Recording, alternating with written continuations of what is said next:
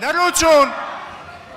Պարոն Բելայան, նախ ինչպես կմեկնաբանեք ազգային ժողովում 3 տեղի ունեցողը, մենք տեսանք, որ Արթուր Սարգսյանին ըստ էության անձեռնմխելիությունից զրկեցին, հետո կալանավորվեց, բայց կալանավորվելուց առաջ նաև հայտարարություն արեց, որ Բագրատ Գալստանյանը իր եղբայրն է, ինքը շնորհակալ է Աստծուն, որ հնարավորություն է ունեցել ճանաչել նման մարդու եւ իրենք չեն հանձնվելու,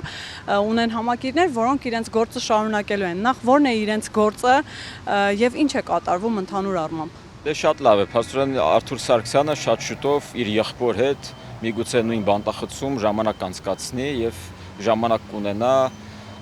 քննարկելու թե իրենք ինչ էին ուզում։ Իրանք ուզում էին իրագործեն այստեղ ռազմական հեղաշրջում, իրենց ձևերով հեղաշրջում, դա խափանվել է, բայց ասել, որ վտանգն ամբողջությամբ չեզոքացված է ճիշտ չի լինի, որովհետև ես վստահ եմ, որ այլ գործիքակազմեր կան եւ Ռուսաստանի Դաշնությունը, որը կանգնած է այս ամենի հետևում եւ որը նշանակել է նախկին վարչապետ Կիրենկոին որպես կուրատոր Հայաստանի մասով նպատակ ունենալով հենց 26 թվականի ընտրություններում կամ ունենալ խամաճիկ իշխանություն կամ ունենալ մի նմանատիպ ընդդիմություն, իրենք գնալու են տարատեսակ քայլերի եւ մեր նպատակն է, որ այն գործողությունները, որոնք իրականացվում են իրենց դեմ, լինեն ավելի համախմբված, ավելի կոմպլեկտ եւ չլինեն տեղային չլինեն, այսինքն համապարփակ լուծում է պետք այդ ամեն ինչին, իսկ համապարփակ լուծումը լինելու է, որ տարատեսակ ռուս լրտեսներ, ովքեր բացահայտ չեն թաքցնում, որ իրենք աշխատում են Հայաստանի Հանրապետության պետականության դեմ եւ գործում են հանուն ռուսական պետության շահերի, իրենք պետք է դուրս բերվեն Հայաստանի Հանրապետությունից, իսկ առաջին հերթին իհարկե կարևոր է, որպեսզի այդ ռուսական խոսող բերանը մեր հայկական մուլտիպլեքսից եւ կաբելային հեռարձակումից արգելվի։ Պարոն Բելայան, պարբերաբար այս բոլոր ուժերին կապում են Ռուսաստանի հետ, ասում են, որ այս բոլոր գործողությունները ուղղորդվում են Ռուսաստանից։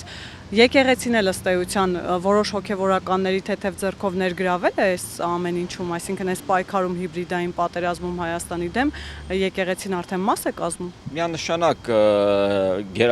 Գարեգին Բ կաթողիկոսը Արցախյան պատերազմից հետո 21 թվականի եւ 22 թվականի ադրբեջանական ներխուժումից հետո 22 թվականի փետրվարում Ռուսաստանի կողմից այդ ցեղասպան պատերազմը Ուկրաինայի դեմ սանձազերծելուց հետո գնում հասնում է ռուսական դեսպանատուն, որպեսզի շքանշան ստանա Վլադիմիր Պուտինի կողմից, սա խոսում է նրա մասին, թե ով ում է հաշվետու։ Բացի դրանից իր եղբայրը Եզրասը Ռուսաստանում օրհնում էր մեր հայրենակից ռուսահայերին, որպեսզի իրենք գնան սպանեն մեր այլ հայրենակից ուկրաինահայերին։ Այսինքն սա ինչի մասն է խոսում։ Իրենք ոչ թե կոչով հանդես էին եկել, որպեսզի չսպանեն իրար, որպեսզի միավորվեն, վերադառնան Հայաստան, հանուն Հայաստանի Հանրապետության աշխատեն, այլ հակառակը։ Իրենք մեկ կողմին, տվյալ դեպքում ագրեսորին, օրհնում էին, որպեսզի իրենք գնան սպանեն այն երկրի քաղաքացիներին, ովքեր պաշտպանում են իրենց երկիրը, իրենց հայրենիքը։ Դրանից ավել էլ ինչ է մեզ պետք, դրանից ավել փաստարկներ են մեզ պետք, որպեսզի հասկանալ, որ հայ առաքելական եկեղեցու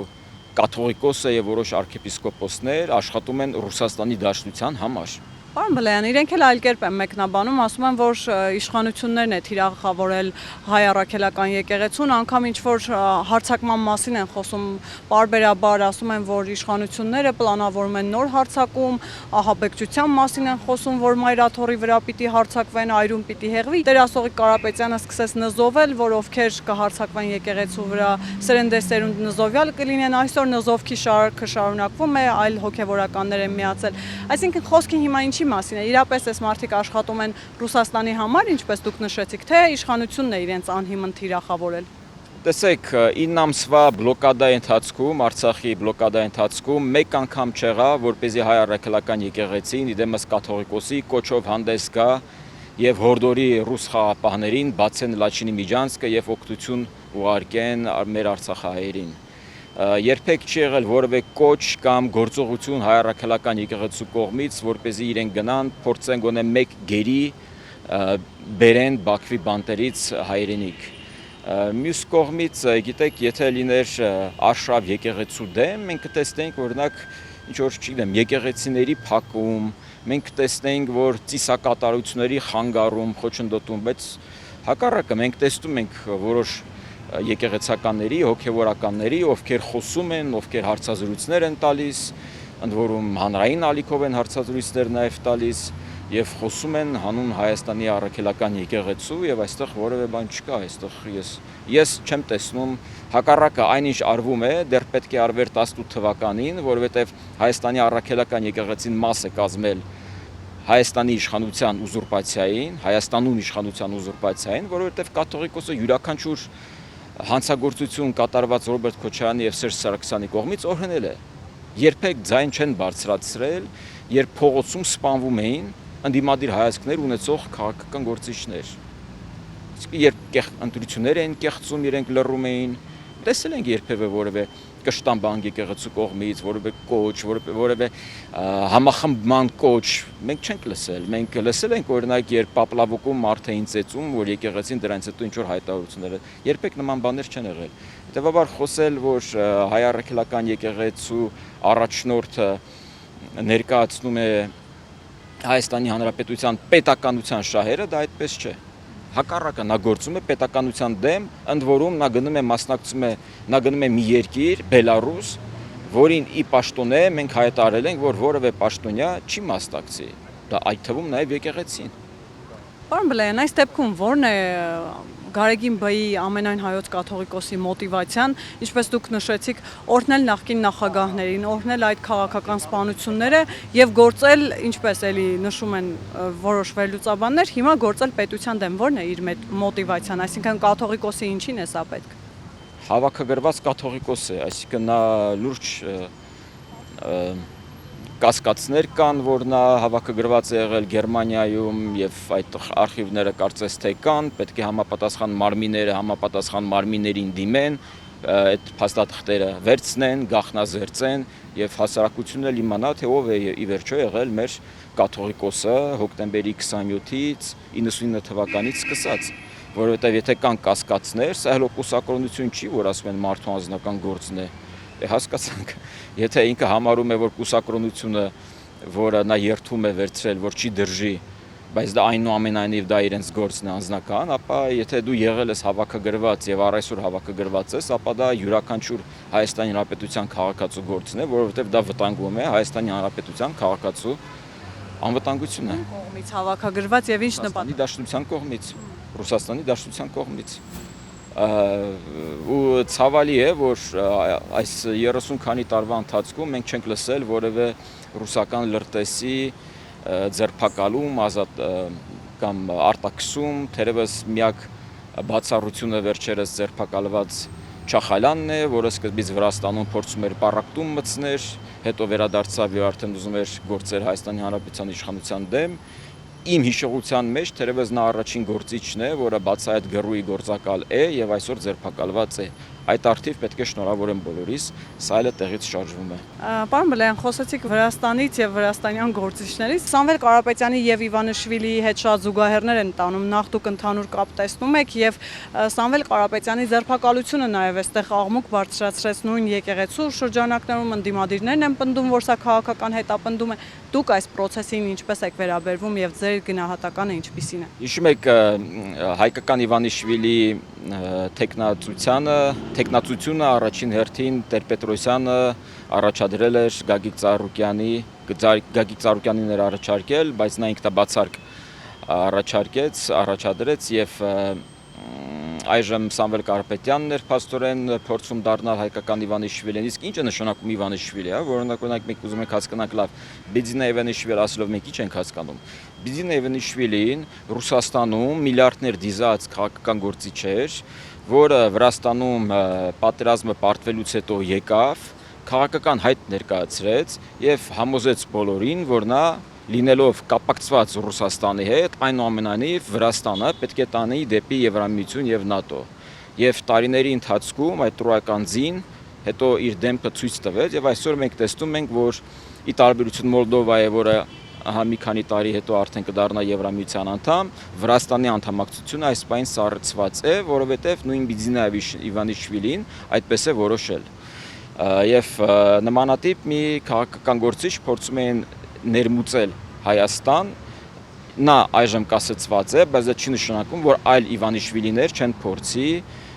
ռուսական հատուկ ծառայությունները ներմուծել Հայաստանի Հանրապետության քաղաքական դաշտ, դա կարող է լինել Արա Աբրահամյանը, դա կարող է լինել նախկին վարչապետ Կարեն Կարապետյանը, դա կարող է լինել ընդ որում ոչ ռուսահայ, որևէ ինչ-որ մի ամերիկահայ, որը կունենա իր գլխի հետևում կրեմլյանականջներ, այնպես չէ որ ռուսահպատակությամբ տառապում են միայն ռուսահայերը, շատ ու շատ եվրոպահայեր եւ ամերիկահայեր ունեն այդ ախտը, որ ես անվանում եմ Պուտին ախտ, եւ հետեւաբար մենք պետք է զգոն լինենք եւ թույլ չտանք եւ կասեցնենք այնպես ինչպես կասեցվեց Սամվել Կարապետյանի գործունեությունը հենց ի սկզբանե, նույն կերպ պետք է կասեցվեն ցանկացած այլ գործակալներ, որոնք կփորձեն գան եւ այստեղ քաղաքական ընտրությունների տրամաբանությունից դուրս այլ ձևերով փորձել գալ իշխանության։ Իդեպ, պարոն Բլեյան, Արա Աբրահամյանը նաև հայտարարությամբ է հանդես եկել մեղադրելով կրկին իշխանությանը։ Նաև ասել է, որ Նիկոլ Փաշինյանը Մայրաթորի վրա հարձակվելով եւ նաեւ Կարապետյանին կալանավերելով վաբանկ է գնում։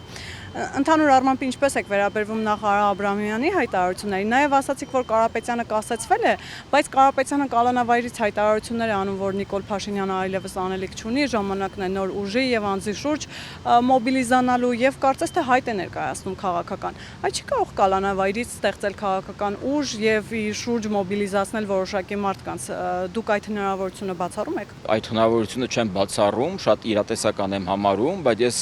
իրատեսական չեմ համարում, որ իրանք կարողանան լուրջ քվեներ ձեռք բերել կամ հասարակության վայելք ձեռք բերել, որովհետև Հայաստանի Հանրապետության գիտակից քաղաքացին մերժում է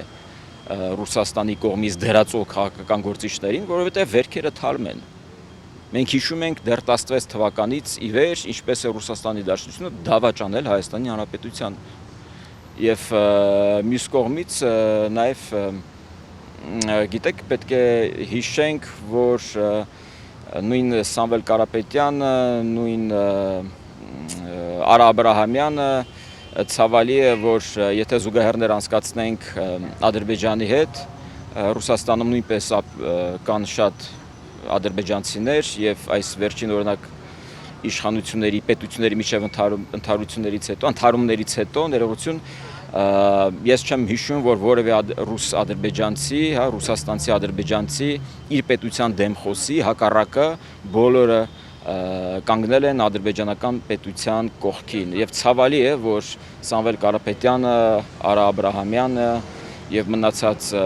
յան ազգանուն կրողները ռուսահայ այնուամենայնիվ կանգնել են ոչ թե Հայաստանի Հանրապետության պետականության կողքին, այլ կանգնել են այն գործիչների կողքին, այն պետության կողքին, որը պատրաստվում էր այստեղ ռազմական հեղաշրջում իրագործել, արյուն թափել, ավտոբուսներ վառել, մեքենաներ, անվադողեր ծակել, դա խայտառակություն է։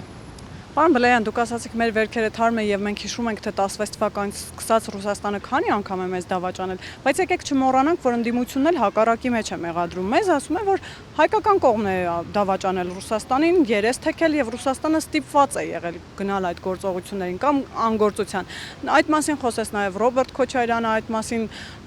վերջերս Արժանամբյոնից падգամավորներ էլի հայտարարեցին, անգամ Ռուսաստանին խորհուրդ տվեցին չգնալ Հայաստանի սադրանքներին։ Այսինքն ստացվում է մենք ենք սադրել, մենք ենք դավաճանում եւ միակողմանի հայտարարություններ ենք անում, որ Ռուսաստանը դավաճանեց։ Ռոբերտ Քոչարյանի նախագահության տարիներին կոպեկներով, ընդհանրաբար 12 միլիոն դոլարով Հայաստանի էլեկտրական ցանցերը վաճառվում էին պարտքի դիմաց Ռուսաստանի Դաշնությանը։ Միևնույն ժամանակ Ռուսաստանի Դաշնությունը բազմամիլիարդանոց ուրեմն պարտքեր էր ներում Ղրղստանին, Կուբային, Վենեսուելային, Բրազիլիային, սա այն ամենը ինչ պետք է իմանալ Ռոբերտ Քոչարյանի իշխանության ժամանակ։ Սերժ Սարգսյանի իշխանության ժամանակ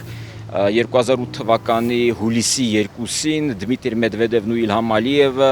Բաքվում ստորագրում են ռազմավարական գործընկերության հռչակագիր եւ երբ ուսումնասիրում ես այդ փաստաթղթերը, այնտեղ տեղ էր գտել այն դրույթը, որ տարածքային վեճերը պետք է